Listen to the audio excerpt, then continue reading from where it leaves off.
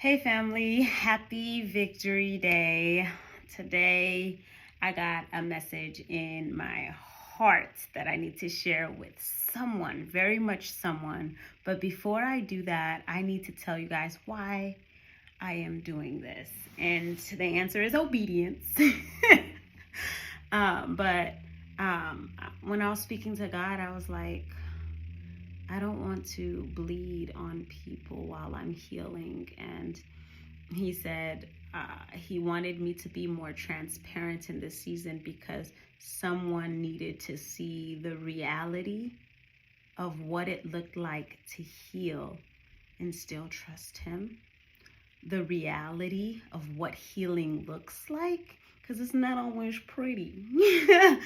And so I'm going to be obedient and do that. Some of us are leaving church today, and today is like the day of victory, but we're still in something that's very much still processing, still believing for something. There's a word that God gave us and it still hasn't came to pass. And so sometimes that can make us be in a place of confusion internally. And I want to talk to you guys about that. If you're in a season of still believing, but the manifestation hasn't came yet, I want to let you guys know that you're in good company. And I just want to, if you can't draw from a hope right now of the situation that you're going through, I want you to draw from Jesus's story and how he can relate to you. And let's just talk about this week. That the week that he went through in this season, right? He went through so much in just 7 days, right?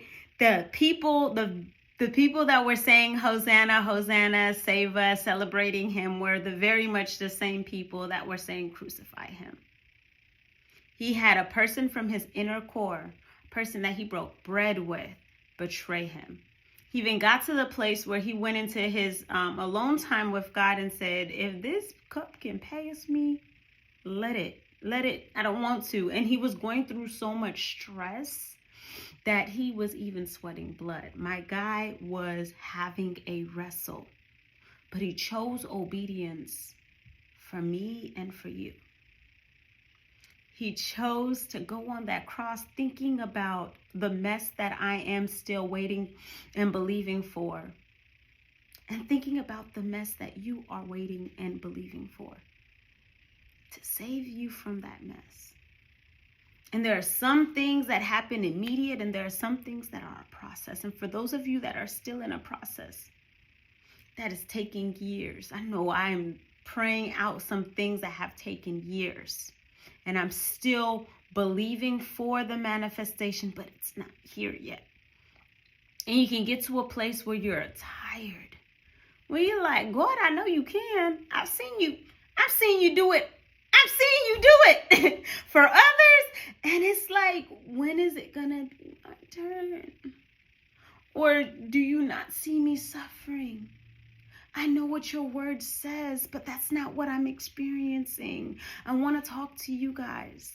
And it is, if you can't draw from your own faith, draw from the stories and the testimonies of those that have already overcome, or draw from the experiences when God has what he's already done in your past from other stuff, right? And so you get to a point where you're like Moses, listened to God, went to Pharaoh and told him, my guy, let my people go. God said, let my people go. And he said, no. And then demonstrations happened. Miraculous things happened. And then Pharaoh was like, fine, they can go. And then when they're going, then Pharaoh was like, psych, never mind. And so now the armies behind Moses, and then Moses gets in front of water. And so in this situation, Moses don't know what he's going to do. And in that situation, I just think about how Moses used what he had. put his staff up and said, God, you're going to have to do something. And then the waters parted. But before those waters parted, Moses did not know what was going on. And some of us, we just have to use what we have. There are tools that God gives us to be able to deal with our specific circumstances, whether you're grieving from a loss or whether there was an impact that you did not expect that left you wrecked and you're like, God, what the heck? Use what you have. God is able to do impossible things when you use what you have. And so I just wanted to encourage you today that when we're flipping the pages, we don't realize how many years or how much time comes from the problem to the victory. And so some of us, because we're reading the scriptures and we know the end from the beginning and we know that there's a victory, and some of us are walking in what God has said and we are already at the end, it's hard for us to walk out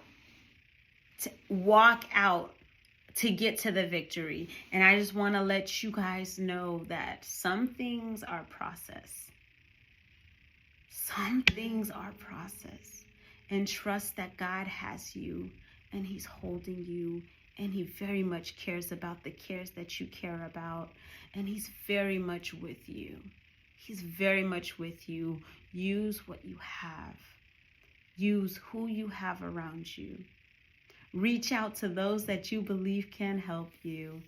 And I just want to encourage you all on this day of victory that you too can celebrate this victory without feeling like you don't belong because you're still waiting on something. The victory is already yours. Sit in that. And then sit in trying to figure out, what is my tools or what is in my hands to help me to be able to navigate these waves that are happening in my life, these storms that are happening in my life? How can I navigate them while I am waiting for the manifestation? Well, y'all, I believe this was for someone. I love you all, and happy healing.